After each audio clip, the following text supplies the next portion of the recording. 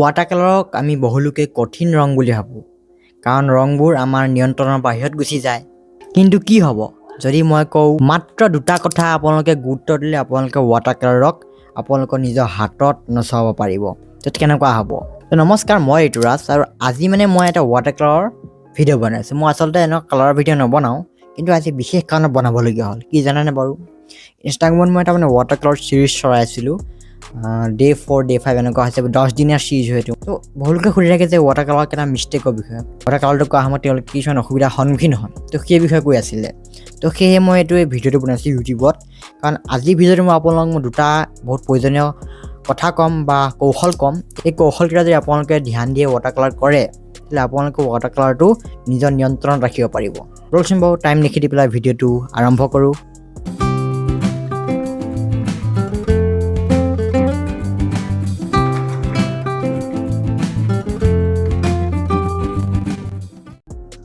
তো মই এটা ডেমোটো স্টাৰ্ট কৰিছোঁ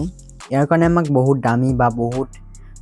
এক্সপেন্সিভ বস্তু নালাগে সিম্পল এখন মই বহি লৈছোঁ আৰু এডাল ব্ৰাছ লৈছোঁ তো প্ৰথম টেকনিকটো বা কৌশলটো হৈছে ৱেট অন ৱেট টেকনিক বা কৌশল তো ৱেট অন ৱেট টেকনিকটো কেনেকৈ কৰিব পাৰোঁ ৱেট অন ৱেট টেকনিকটোতে বেছি কথা প্ৰয়োজন নহয় মাত্ৰ দুটামান কথা ধ্যান দিব লাগে তো প্ৰথমটো কথাটো হৈছে যে ড্ৰয়িংটো আপোনালোকে কৰিলে নহয় ড্ৰয়িংটো কৰাৰ পিছত ভৰিখন এটা পানীৰ লেয়াৰ দিব লাগিব কাৰণ watercolorত বেছিকৈ আমি পানীৰ লগত খেলা হয় ৰং কম পানী বেছিকৈ দিব লাগে তো এতিয়া চাওক মই এতিয়া পানী বেছিকৈ দিছোঁ নে নাই watercolor প্ৰথমতে কি কৰিছোঁ ভৰিখন মই পানীৰ এটা লেয়াৰ দি গোটেই ড্ৰয়িংটো তিয়াই ল'লোঁ তিয়াই লোৱাৰ পিছত মই এতিয়া আকাশখন ৰং গৈছোঁ নীলা কালাৰলৈ নীলা কালাৰ দিছোঁ মই নীলা কালাৰ দি প্ৰথমতে আকাশখন মই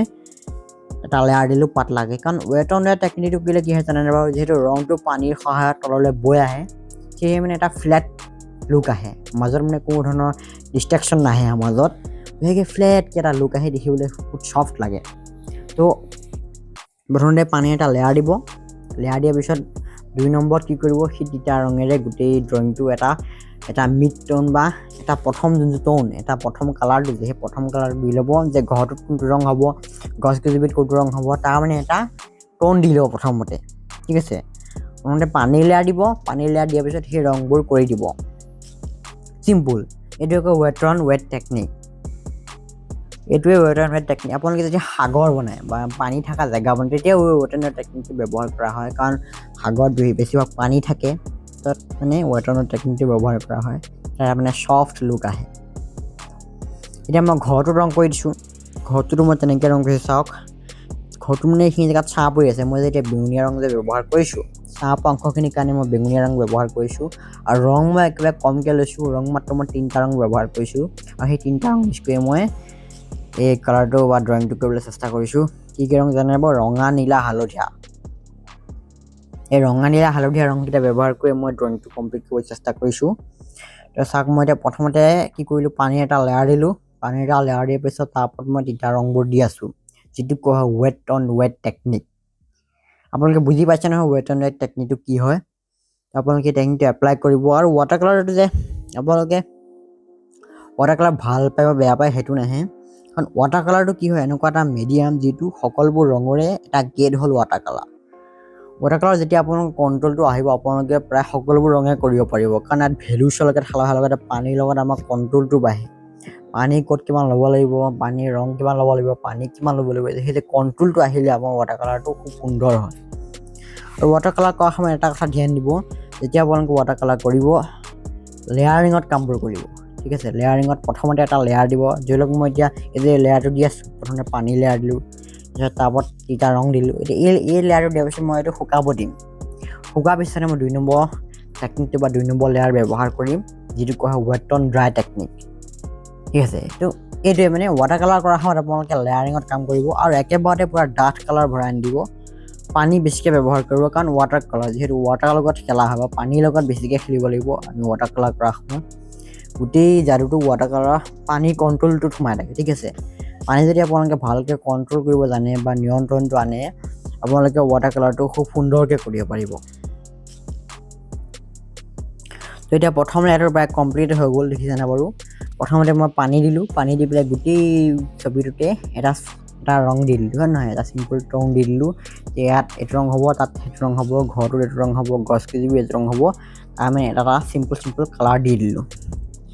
ঠিক আছে, এতিয়া যিহেতু গছ কেইজোপিত অলপ গ্ৰীনাৰী আছে বা এটা সেউজীয়া হৈ আছে, সেউজীয়া থকাৰ কাৰণে মই অলপ সেউজীয়া ৰং দি দিছোঁ অলপ, আৰু তলৰ চাইডে অলপ ছাঁ পৰি থাকে, ছাঁ পৰা অংশখিনি মই দিবলৈ চেষ্টা কৰিছোঁ, অলপ ডাৰ্ককৈ দিবলৈ চেষ্টা কৰি আছোঁ, দেখিছোঁ বাৰু। যিহেতু তলত ছাঁ পৰি আছে, ছাঁ পৰা অংশখিনি মানে প্ৰথম টোনটোতে বা প্ৰথম যে মই লেয়াৰটো দিলোঁ, সেই লেয়াৰটোতে মানে অলপ ডাঠ কৰি দিব চেষ্টা কৰিছোঁ। এতিয়া আপোনালোকে নিদিলেও হয়, মই দিছোঁ মানে আৰু। তো প্ৰথম টেকনিকটো এইটোৱেই, বুজি পাইছে নাই কমেণ্টত জনাব। যিহেতু গছজোপি তলৰ পিনে ছাঁ পৰি আছে, সেই ছাঁ পৰা অংশখিনি মই দি দিছোঁ। সকলোবোৰ ড্ৰয়িঙত এটাই কথা ধ্যান দিব, আপোনালোকে লেয়াৰিঙত কাম কৰিব আৰু ৱাটাৰকালাৰ কামত বেছি ডাঠ ৰং ব্যৱহাৰ নকৰিব, ক'লা ৰংটো একেবাৰে ব্যৱহাৰ নকৰিব, ব্লেক ৰংটো একেবাৰে ব্যৱহাৰ নকৰিব,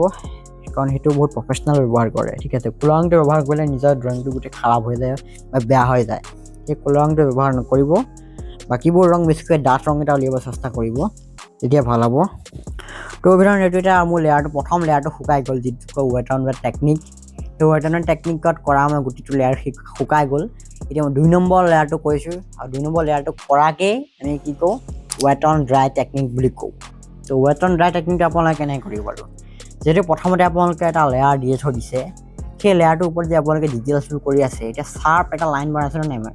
পানী কমকৈ দিছোঁ আৰু ৰং অলপ বেছিকৈ, প্ৰথমতে যে মই লেয়াৰটো দিছিলোঁ সেইটো তুলনাত এতিয়া মই ৰং অলপ বেছিকৈ লৈছোঁ, পানী অলপ কমাই দিছোঁ, কাৰণ এতিয়া অলপ আমি ডিটেইলছ কৰিব লাগিব। ঠিক আছে, ডিটেইলছ মানে মই এইটো কোৱা নাই কিন্তু পুৰা হাইপাৰ ডিটেইল, মানে কোনখিনি জেগাত কিমান লাইট পৰিছে, কোনখিনি জেগাত কিমান ডাৰ্ক হৈছে, সেইটোহে কৈছোঁ মই। তেনেকৈ কৈছোঁ মই এতিয়া ঘৰটোৰ ওপৰত যোনখন টিংখন, সেই টিংখনত মই ৰং কৰিছোঁ, দেখিছেনে বাৰু, এটা মানে ব্ৰাউন কালাৰ দিবলৈ চেষ্টা কৰিছোঁ, মই এটা ব্ৰাউন কালাৰ এটা দি দিছোঁ, আপোনালোকে নিজৰ ইচ্ছামতে দিব। আৰু এই যে মই টেকনিক, এই যে মই কৌশল দুটা বা টেকনিক দুটা কৈছোঁ, এই টেকনিককেইটা আপোনালোকে নিজে ঘৰত প্ৰেক্টিছ কৰি চাব, প্ৰেক্টিকেলি আপোনালোকে প্ৰেক্টিছ কৰি চাব, কাৰণ ভিডিঅ' চালে নহ'ব, আপোনালোকে ঢেৰ কৌশল শিকিব লাগে, 1000 টকা দি আপোনালোকে শিকক, কিন্তু যদি সেইবোৰ যদি আপোনালোকে এপ্লাই নকৰে কিন্তু আপোনালোকৰ ড্ৰয়িং স্কিল ইম্প্ৰুভ নহ'ব। সেয়ে এটা কথা ধ্যান দিব, যিখিনি বুজি পাইছে সেই বুজি পোৱাখিনি আপোনালোকে নিজৰ তাত ইমপ্লিমেণ্ট কৰিব। ঠিক আছে, ইমপ্লিমেণ্ট কৰিলেহে আপোনালোকে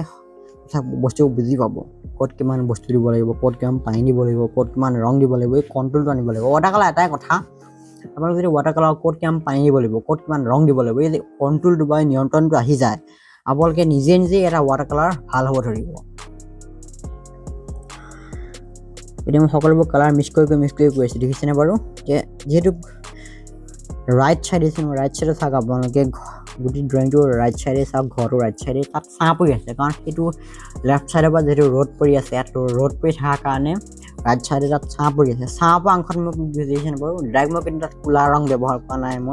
তাত মই ব্লু, ৰেড এইদৰে ব্যৱহাৰ কৰি মই এটা কি পালোঁ, এটা ডাঠ ৰং পালোঁ, সেই ডাঠ ৰংটো মই সেই ছাঁ অংশত সোমোৱাই দিছোঁ। এতিয়া গছকেইজোপাত চাওক, গছকেইজোপাত তলৰ অংশত যিহেতু ছাঁ পৰি আছে, সেই ছাঁ পৰা কাৰণে মই তাতো সেই ৰংটো সোমোৱাই দিছোঁ, দেখিছেনে বাৰু, ছাঁ পৰা অংশত মই অলপ ডাৰ্ক কৰি দিছোঁ, একেবাৰে ডাৰ্ক কৰি নিদিব, অলপকৈ দিব, মানে লেয়াৰিঙত যাব, কামবিলাক লেয়াৰিঙত কৰিব, একেবাৰে বহুত ডাঠ ৰং লৈ নিদিব, পানী কিন্তু বেছিকৈ ব্যৱহাৰ কৰিব দেই। আপোনালোকে যদি ৰং অলপ লৈছে, সেই ৰঙৰ তুলনাত পানীটো দুগুণ ব্যৱহাৰ কৰিব, তেতিয়াহে আপোনালোকে ৱাটাৰকালাৰৰ কণ্ট্ৰলটো বুজি পাব। ৱাটাৰকালাৰ মানে কিয় কয় বাৰু, ৱাটাৰকালাৰ কাৰণে এইটো কাৰণে কয়, কাৰণ আমি পানী দি ব্যৱহাৰ কৰোঁ, পানী ব্যৱহাৰ কৰি ৱাটাৰকালাৰটো কৰা হয়, আৰু পানীৰ লগত বেছিকৈ খেলা হয় ৱাটাৰকালাৰটো কৰাৰ সময়ত। তো সেইবোৰ কথা ধ্যান দিব। আৰু ৱাটাৰকালাৰটো যে কৰিব লাগিব তেনেকুৱা নহয়, কাৰণ ৱাটাৰকালাৰটো হৈছে এটা বেছ মিডিয়াম, নতুনকৈ ড্ৰয়িং শিকিছে তেওঁলোকক ৱাটাৰকালাৰ কৰোৱা হয়, কাৰণ ৱাটাৰকালাৰে আমাৰ হাতৰ কণ্ট্ৰলটো বা নিয়ন্ত্ৰণটো আনে সকলো ৰঙৰ ওপৰত। তো ৱাটাৰকালাৰ কৰাটো বহুতেই ইম্পৰ্টেণ্ট। ঠিক আছে, আপোনালোকে ধৰি লওক কিছুমানে অইল পেইণ্টিং কৰে, কিছুমানে পেঞ্চিল শ্বেডিঙত কাম কৰে, কিছুমানে অইল পেষ্টেলত কাম কৰে, কিন্তু ৱাটাৰকালাৰটো আপোনালোকে কৰিব, তেতিয়া এইবোৰ ৰঙতো মানে আপোনালোকৰ কণ্ট্ৰলটো আহিব, আপোনালোকে নিজে গম যাব কেতিয়া কণ্ট্ৰল আহি যাব। ৱাটাৰকালাৰটো কৰিলে মানে আমাৰ কণ্ট্ৰলটো বাঢ়ে, ভেলিউছৰ ওপৰত আমাৰ কণ্ট্ৰলটো বাঢ়ে, কোনখিনি জেগাত কিমান ডাঠ হৈ আছে, কোনখিনি জেগাত কিমান পাতল হৈ আছে, কিমান পানী ব্যৱহাৰ কৰিব লাগিব, সেই যে কণ্ট্ৰলটো, সেই যে নিয়ন্ত্ৰণটো, সেই নিয়ন্ত্ৰণটো তেতিয়াহে আহিব যেতিয়া আপোনালোকে ৱাটাৰকালাৰ কৰিব। ৱাটাৰকালাৰটো আকৌ বহুলোকে টান বুলি ভাবে, ৱাটাৰকালাৰটো টান নহয়। ঠিক আছে, ৱাটাৰকালাৰত আমি এটা কথাই ধ্যান দিব, বাকী চব টেকনিক বাদ দিলে যে এটা কথা ধ্যান দিয়ে, সেইটো হৈছে লেয়াৰিঙত কাম কৰাটো। প্ৰথমতে এটা লেয়াৰ দিলে পাতলাকৈ, সেইটো লেয়াৰ শুকাব দিব, শুকাৰ পিছত 2 নম্বৰ লেয়াৰ কৰিব। এই লেয়াৰিঙত যদি কাম কৰিব লয় আপোনালোকে, বেলেগ টেকনিক বাদ দি যদি লেয়াৰিঙত কাম কৰিবলৈ লেয়াৰিঙত কাম কৰিলেও আপোনালোকৰ ড্ৰয়িংবোৰ বহুতখিনি ইম্প্ৰুভ হৈ যাব তো সেই লেয়াৰিঙত কাম কৰিব ৱাটাৰ কালাৰ কৰাৰ সময়ত আৰু ৱাটাৰ কালাৰ কৰাৰ সময়ত যে লেয়াৰিঙত কাম কৰিব বাকীবোৰ মিডিয়ামতো তেনেকুৱাই ঠিক আছে বাকীবোৰ মিডিয়ামতো তেনেকুৱাই আপোনালোকে লেপিন দিব পানী কমকৈ দি ৱাটাৰ কালাৰৰ ডাইৰেক্ট এক্ৰেলিক ৰং কৰাৰ নিচিনা লেপিন দিব কাৰণ ৱাটাৰ কালাৰত পানীৰ লগত যিহেতু খেলা হয় সেই পানী বেছিকৈ দিবই এতিয়া মই চাহ পোৱা অংশখিনি মই ডাৰ্ক কৰি দিছোঁ বাৰু পাতৰ গছৰ পাতকেইটা শ্বেপটো মই আনি পেলাই শ্বেপটো উলিয়াই আনি কি কৰিছোঁ চাহ পোৱা ৰংখিনি মই তাত ডাঠ ৰং সোমাই দিব চেষ্টা কৰিছোঁ আৰু জেউনাকেইখন দিছে নম্বৰ জেউনাকেইখন তলত চাহ পৰি আছে চাহ পোৱাৰ কাৰণে মই তলত ৰখি চাহ পোৱা শ্বেপবোৰ দিব চেষ্টা কৰিছোঁ চিম্পলকৈ তেনেকৈ সকলোবোৰ কথা ধ্যান দিব ক'ত কিমান লাইট পৰিছে ক'ত কিমান শ্বেডো পৰিছে সেইটো দিব পাৰিব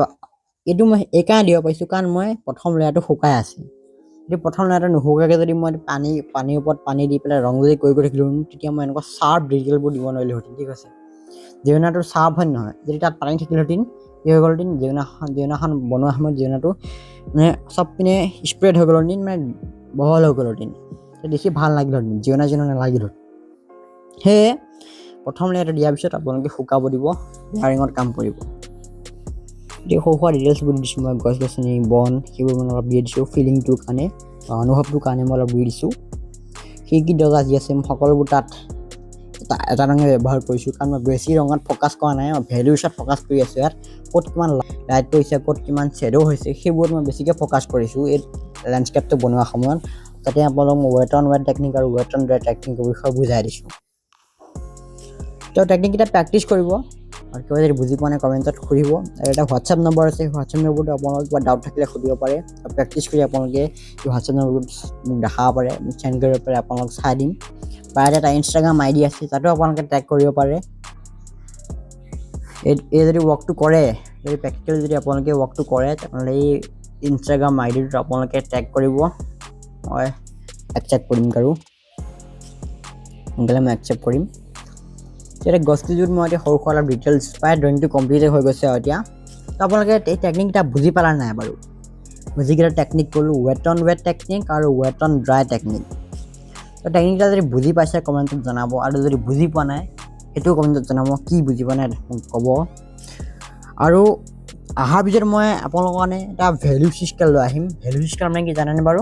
ড্ৰয়িংটো কৰা হোৱাত আপোনালোকে ক'ত কিমান পানী ব্যৱহাৰ কৰিব ক'ত কিমান ৰং ব্যৱহাৰ কৰিব সেই যে কণ্ট্ৰলটো আনিবলৈ এটা মানে প্ৰেক্টিছ আছে বহুতে পপুলাৰ প্ৰেক্টিছ যিটো কয় ভেলিউ স্কেল তাৰ বিষয়ে যদি আনতে বিচাৰে আপোনালোকে তেতিয়াহ'লে কমেণ্টত এটা পাৰ্পল হাৰ্ট কমেণ্টত লিখি দিব বা বেঙুনী হাৰ্ট এটা লিখি দিব কমেণ্টত তেতিয়া মই গম পাম যে সকলোৱে বিচাৰে এই ভিডিঅ'টো আনা তো আপোনালোকে কমেণ্ট কৰি দিব অতি সোনকালে মই আপোনালোকে এটা ভেলিউ স্কেলৰ ওপৰত ভিডিঅ' আনি য'ত আপোনালোকে ৱাটাৰ কালাৰত ভেলিউ স্কেল বনোৱা শিকিব ভেলিউ স্কেল বনালে আপোনালোকৰ ৱাটাৰ কালাৰ ড্ৰয়িংটো